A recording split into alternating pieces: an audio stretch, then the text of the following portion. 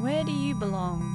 I don't feel like I relate to my paternal, maternal, and environmental cultures. Where feels like home? Even though our nationality is American, we've hardly been there, and we don't really have too many ties to America, like emotionally. How does your environment shape your identity? What does it mean to be Japanese? But being born and raised in a non-Asian country kind of surprises a lot of Japanese people. Is Japan on the cusp of change? For many people, nationality is more than just a label. It is an essential part of their identity. For third culture kids, however, the passport they carry is different to the country that they were raised in. Japan is one of the most racially and culturally homogeneous countries in the world, and children of non-Japanese parents, born and raised here, often face many internal and external challenges to their identity and sense of belonging. Some experts believe that Japan is changing, and even edging closer to becoming multicultural. I spoke with some of these third culture kids to hear their thoughts on this. Identity and belonging are topics that frequently come up in research about third culture kids. Martin LaRue doesn't fully identify with the third culture kid label, but who spoke amongst other things about how his upbringing in Japan, away from both his maternal and paternal home cultures, has led to a lack of strong connection between his identity and any one country or culture. My name is Martin LaRue. I'm a musician and actor and a writer, and I grew up in Japan. I was born in the Philippines, but spent 98% of my life here in Japan. So my father is French, purely French, and my mother is Filipino, but in my mother's maternal bloodline, I do have Spanish blood and Chinese blood as well. My relationship to Japan, I feel that, well, certainly Japan is the closest thing that I have to home right now, but at the same time, I still don't feel like I'm home. It's a very weird feeling.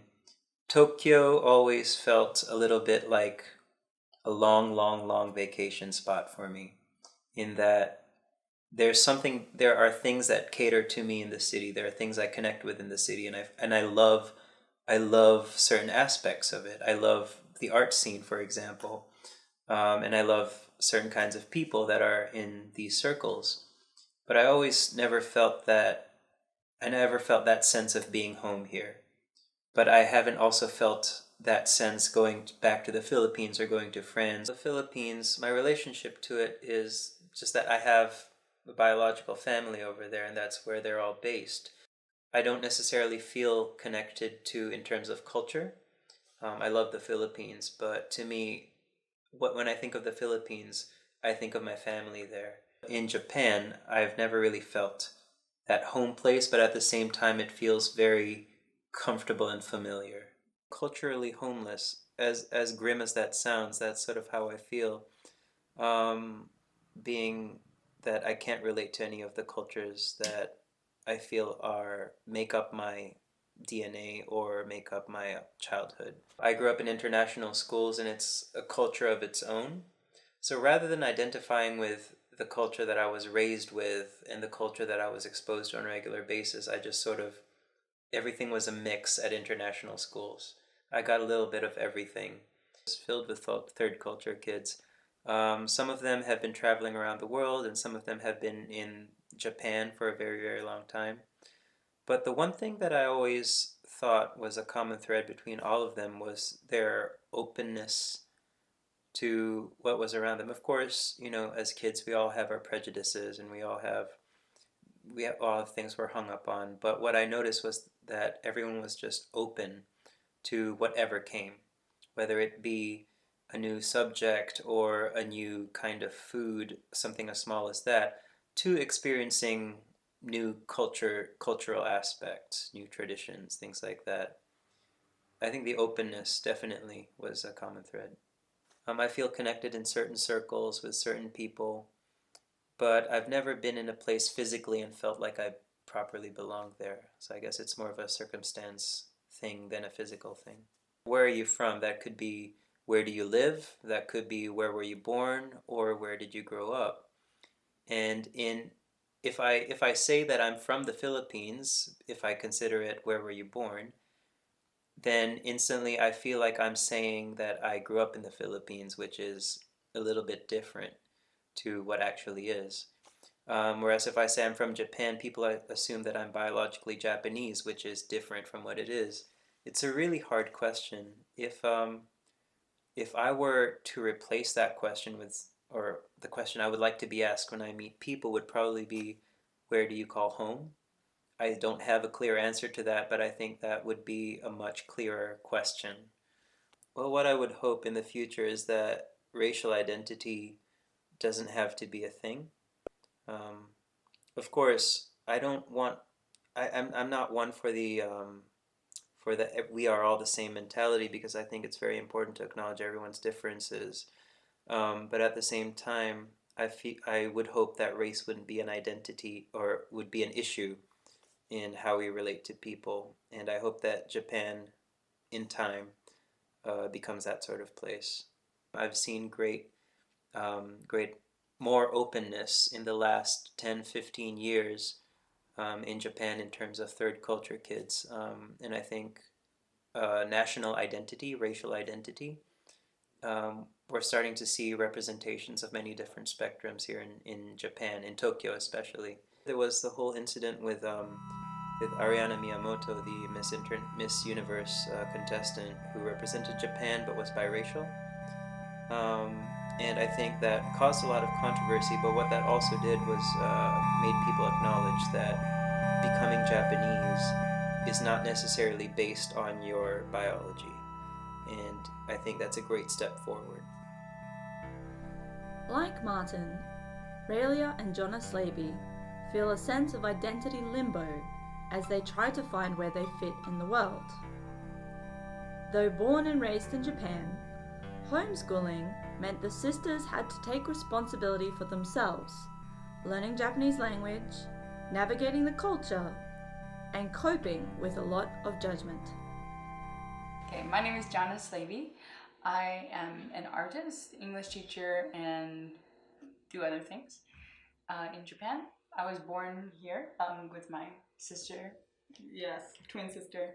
I'm Raelia, and I'm a photographer. And yes, we're twins. We were born and raised in Japan. It's our home. There's no other country that we can really we can't say that about any other country, because America's, like, I don't know about you, but America's not my home. Like, yeah, it's not my so it's but it's home. even though our nationality is American, we've hardly been there, and we don't really have too many ties to America, like emotionally, non-existent, almost. Well, I like America, and the last time I went to California. I took the Greyhound from LA to San Francisco, and then, like, halfway I was, like, looking through, like, the scenery, like, everybody was just kind of, like, on their phones, so I was, like, looking outside, and I'm like, wow, America's really, really beautiful, like, just the scenery, and just, like, then I had this appreciation for it. So, but I feel very disconnected to it. Like, even, like, walking down the street, like, I feel like a strong disconnect. So it's like a foreign country to me. I was just gonna say that's what it feels like. Like, if I go to Thailand or if I go to Bali, even though it's a completely different culture, it kind of feels that same way. Like, you're going out to explore, and like, oh, what is all this new stuff that I have to get used to? Like, even the language is different. Yeah, because we grew up just in our house. When we went to the States, there's so much slang and so many words that we had no idea. Actually, so, like, every time when we go there, it's always just like, whoa, like, we get like gyakuni, we get culture shock. So like language wise, like, I'm pretty down the middle. Like, we're like pretty Janglish, I'd say. Like Japlish, Jang, yeah. It's like a strong. It's like this really weird mix, because like my dominant language is English. But even when I go to America, there's, like, so many things that I want to say that I can't, and, like, even, like, simple things, like, for example, like, I was I was at my friend's house. Like I was staying with her when I was in the States, and then it was like so many times like I wanted to say like ojimashimasu or like it was like like things like that, or like itadakimasu, or they're just like simple things like that. I'm just like how can I convey that and then just because like I couldn't, like I felt there was like this underlying buildup of stress. I'm just like, it's like, oh, am I getting my point across okay? It's like, is it being conveyed that I then like that I'm really grateful, that I'm like sorry, that that those kinds of things. So that part's a little bit tricky, but for me it also is down the middle. What I find funny is that I might be more comfortable feeling-wise when I speak Japanese sometimes. It's very strange in that way, but it goes back to the whole trying to fit in. And with that fitting in, it makes you use language almost apologetically, or where you say like, oh, I'm so sorry for a lot of things. And so that kind of fits in with my personality a lot. But it's also funny because just going back to me being more comfortable in Japanese at certain aspects, when I get drunk, I don't speak English. I speak Japanese. You do. It's really weird. Well, we have the American side, though we haven't lived there. We still have the language, which is part of culture anyway. And then having the Japanese and living and growing up here, it just makes it a whole new like hybrid. Oh yeah, our sisters, they all like experience it in a completely different way. Like we're all completely different people, so we took that whole situation. I think we all feel that we're not American. Like we're not we're not Japanese either, but we're not American. So it's like this weird limbo that we're in. But so we can all agree on that. But like how we respond to certain things, like how like we respond to how Japanese people respond to us. I feel that most third culture kids, they adapt really well to to different situations, and they're not afraid to go to new places, and they're not scared to like enter new territory. But besides that, like everybody's quite different. Like it's not like we're all gonna get along. Like I know third culture kids that I'm like that. Like I don't get along with so well, like or like our personalities just don't match. So it's like it doesn't have to do it. Like even if we're both like, even if we all have like similar ways that we were raised, like it doesn't really matter. Like we're just it's just like we're all different people. So when you're children, it doesn't really affect you because like all you just want to do is play and like meet people. But then like later on, you kind of realize okay, like the real world is a little bit more. It affects like. I had an argument, a debate, something with this one person, this one Japanese man, and he's like, I don't think you're Japanese. And I'm just like, okay, well, I don't think that I'm Japanese, but I know I'm from here. But he was kind of like explaining, he's like, oh, like if you're not like 100% native in the language, if you didn't grow up with these types of cultures, like this, if you weren't totally immersed in the culture, or like, he was like listing out these reasons. I'm just like, okay, that doesn't really make sense. So it's like because like if I was taking like the argument like for example like in Canada like a lot of people don't speak English, they only speak French. That doesn't make them any less Canadian. I would like people to kind of just like be a little bit more open-minded to the fact that it's like okay, you don't have to be Asian to be from Japan. Yeah, so. Like for example, I also teach elementary school kids, and in the beginning I would mostly speak English, but little by little they kind of realized that I can speak Japanese as well. And after explaining that I was born here, these kids now consider me Japanese, oddly enough. And like, what do they say? Oh, they're just like, oh, Jana sensei, やっぱり日本人だねみたいな. They don't back it up with, oh, can you use chopsticks well? Or can you do these things that are so... so can you insert any Japanese food? Yeah. So. But I feel like once I got comfortable speaking more in Japanese, and once I got a little bit more in tune with how I felt about it, then other people kind of sensed that as well, and accepted the fact that I still think that I'm from this country. So it's becoming more international, I think. And I think like for the young people, like their way of thinking, they're thinking is becoming like more Western. Like they're accepting a lot more different ideas, which is really great. Especially ideas that are a lot more conservative. Like they're switching over to be a little bit more liberal in their beliefs. But I think it's starting.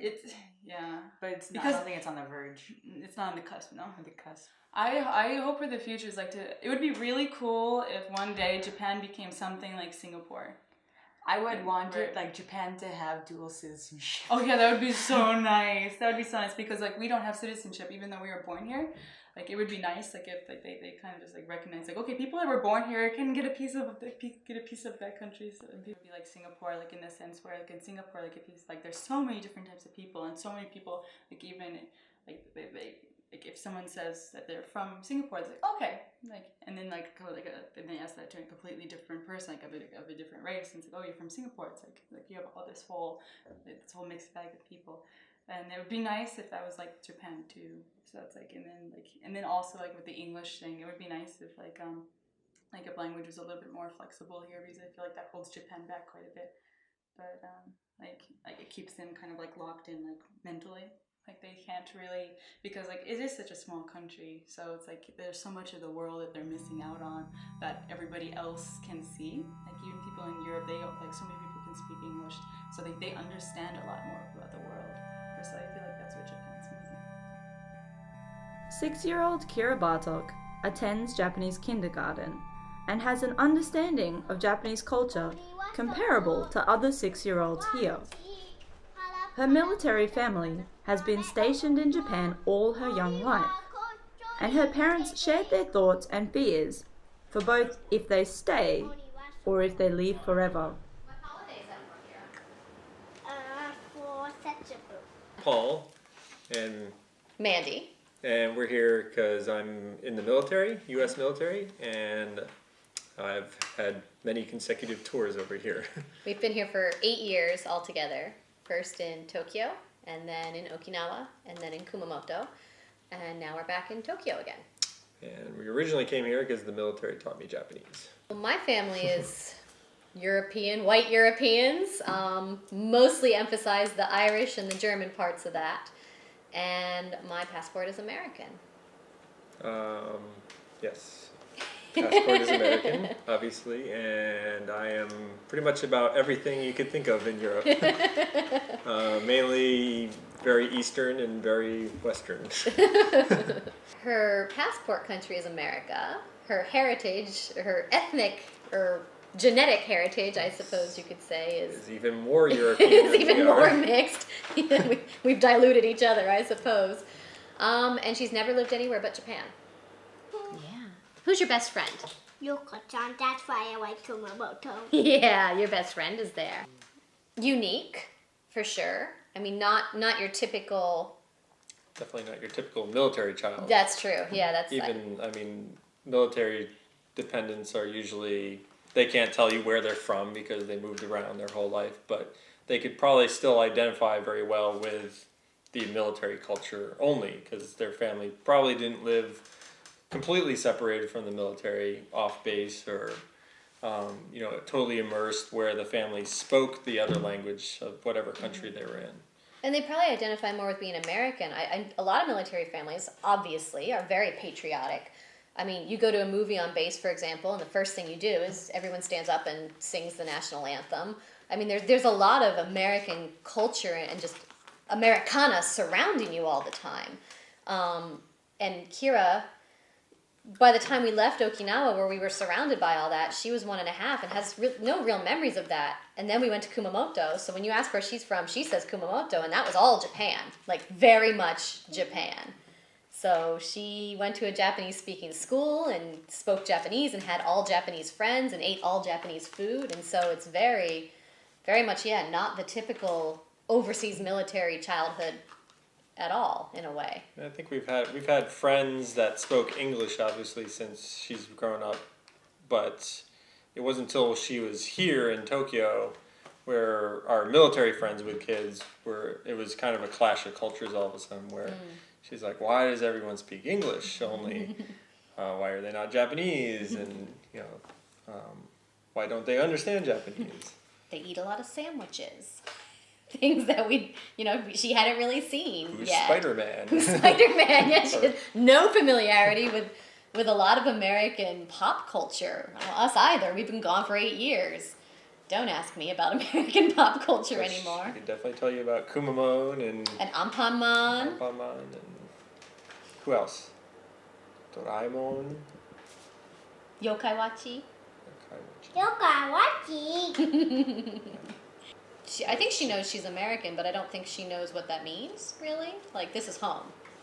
So, I'd say it's really positive. Yeah, I don't think she knows any different. Yeah. I mean, she knows there's a word for it, like that this is a different place and it's a different country and we talk about it, but there's no real true understanding of I don't belong here in a way. Like, this is just where am I from? I'm from here. Yeah, I'm American. I'm from here. There's no separation yet. She's still young enough where she hasn't had any significant bad experiences that would, make her lean one way or the other as far as culture is. Like, there's no one in Japan has really said, "Oh, you're American. You can't be in this school." No. Or, No, or everything's none of the kids at her age are, making fun of her for having blonde hair or anything like that. And she's literally the only person with blonde hair at her school in Japan. Maybe in the city. Yeah. But it didn't matter. Like, they knew she was different, but it didn't matter. And that's great. I mean, that was great.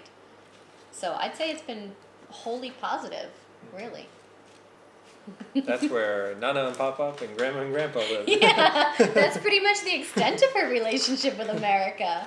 So that's where we go to visit our parents. Yeah, I mean, we're moving there soon, but to her that means we're moving close to Nana and Papa and Grandma and Grandpa, and that's not at all the case. America's so big. Mommy, But I did all. you finished it great.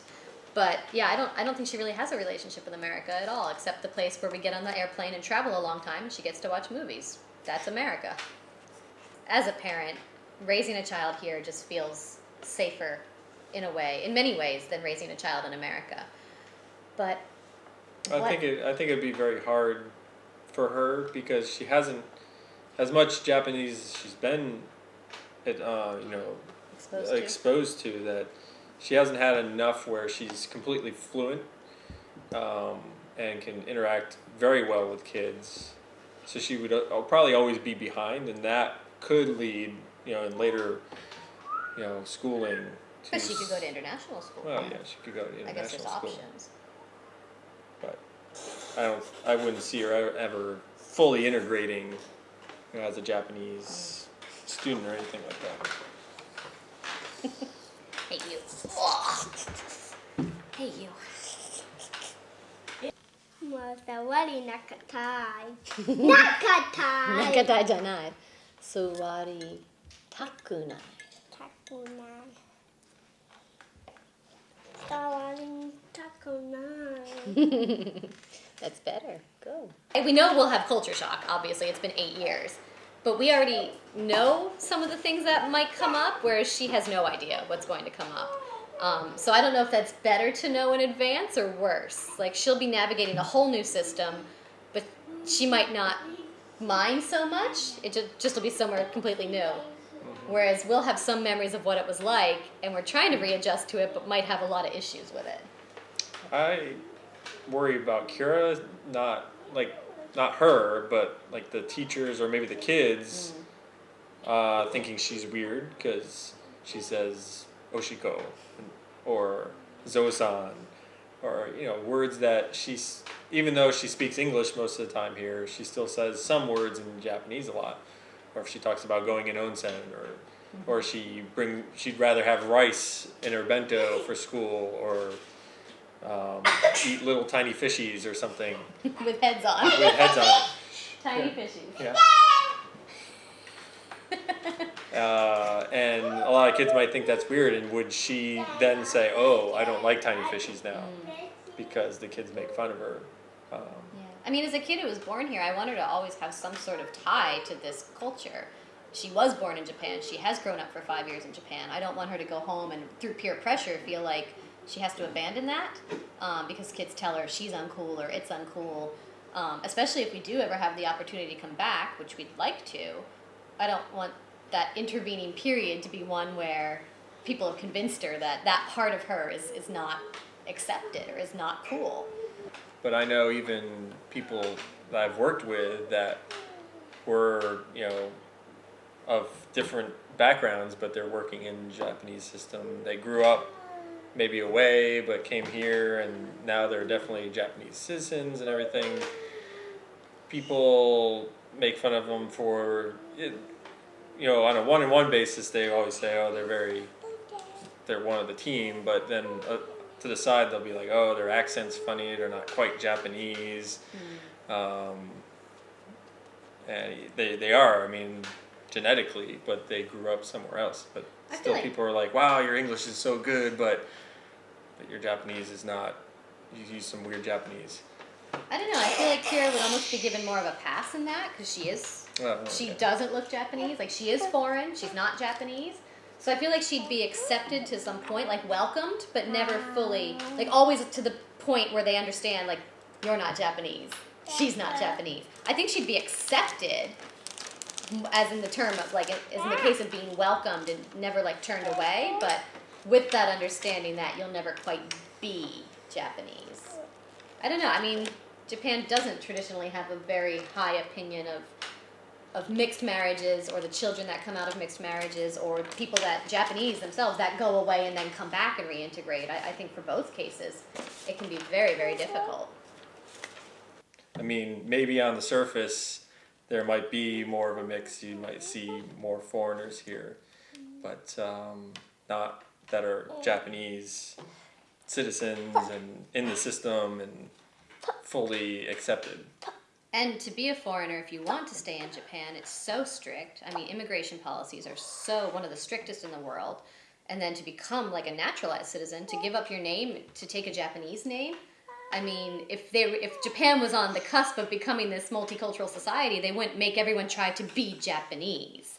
And they don't let that many people, quote unquote, be Japanese anyway. So, I don't know, Japan is this country that I feel wants to welcome a lot of people temporarily and then send them all home again. And there's still a large fear of foreigners, I think. Finally, I met with Tim Toishi, a Canadian of Japanese and Chinese descent, now living in Tokyo, for his insights into multiculturalism in both Japan and Canada, and also the revelation of quite a stark difference in the identity between Tim and the other interviewees. Okay, my name is Tim Toishi. I'm from Toronto, Canada, and I'm a singer-songwriter. Why am I here? Mainly because it was my childhood dream to always live in Japan and to kind of reconnect with part of my heritage. And also being brought up with a lot of Japanese media, music, and food as well. I always wanted to be able to experience like that culture. My dad is Japanese and my mom is from Hong Kong. And my passport is Canadian. I feel like home, or where I belong, is definitely Canada.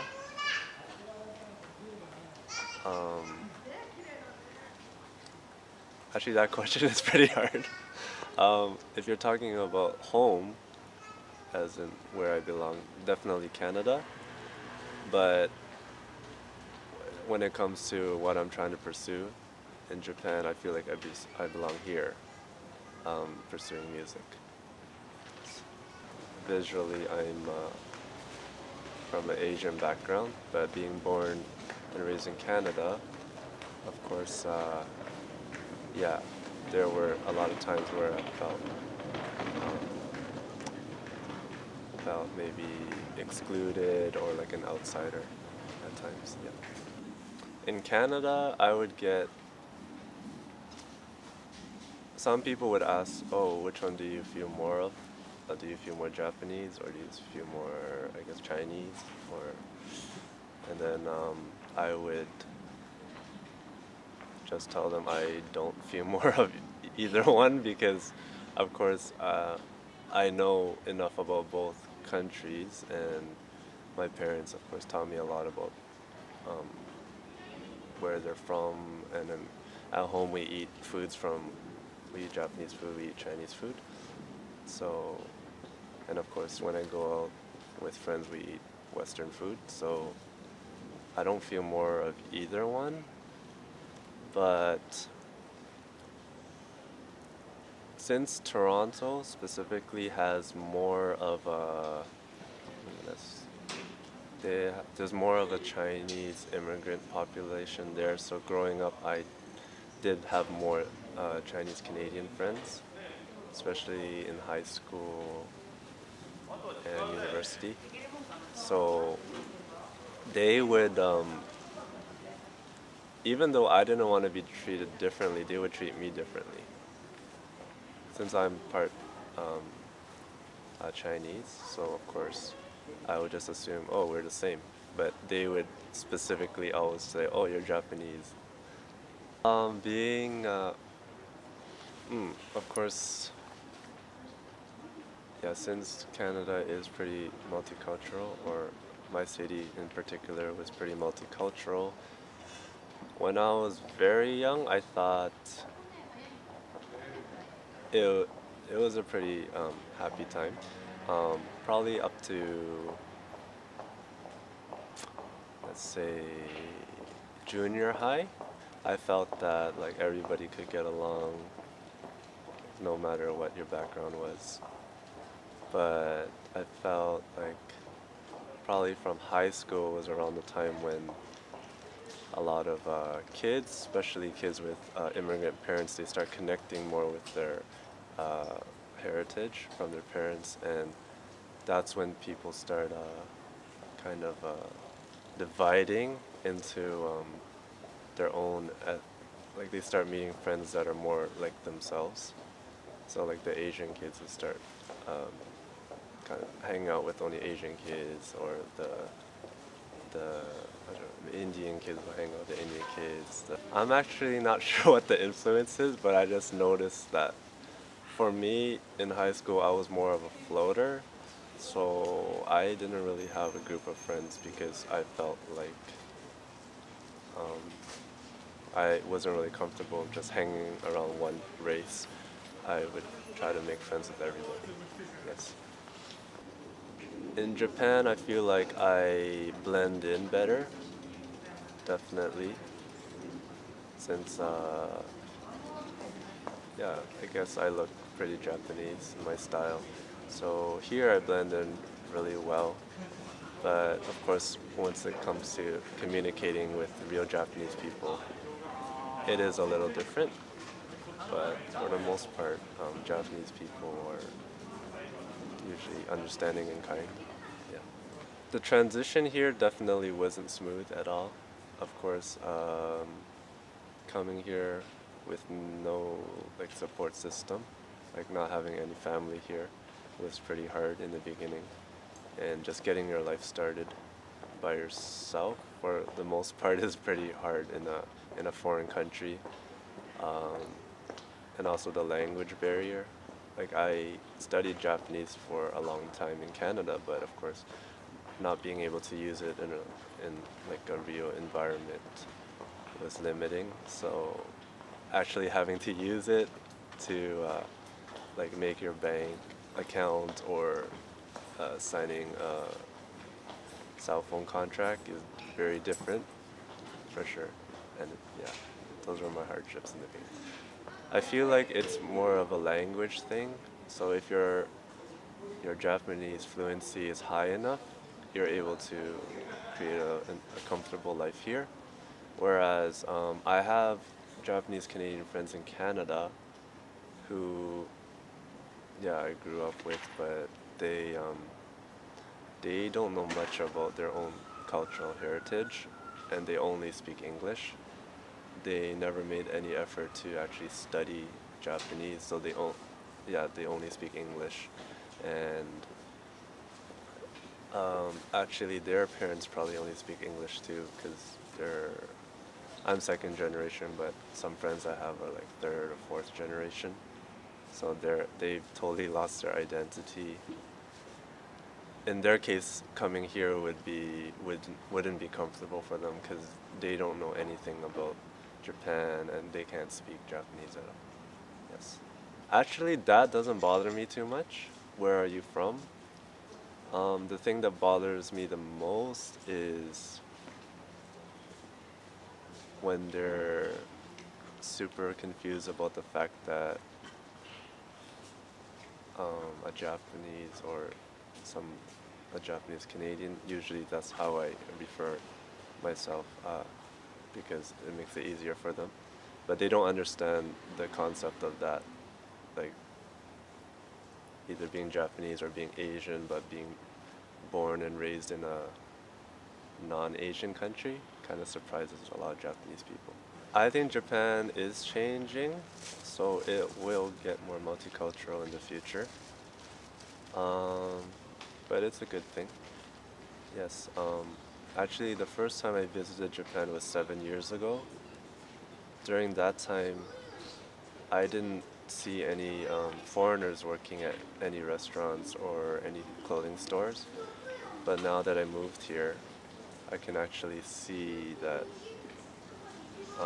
there are a lot of non-Japanese people working in normal service jobs, which is nice. Yes. Coming from Canada, or at least my part of Canada, it's way more multicultural, and of course, being born and raised there, I know what a real multicultural nation should feel like. And Japan is not quite there yet. But I mean, it's not a bad thing, it's just like in terms of being multicultural, yeah. Identity is an issue that we all struggle with. An issue so complex that even members of the same family can have very different sense of self. The responses from these 4 interviews provoke as many questions as they answer. Is Japan on the cusp of becoming multicultural? Perhaps that is a way off yet, but it is certainly changing, and it doesn't feel like full acceptance is so far away.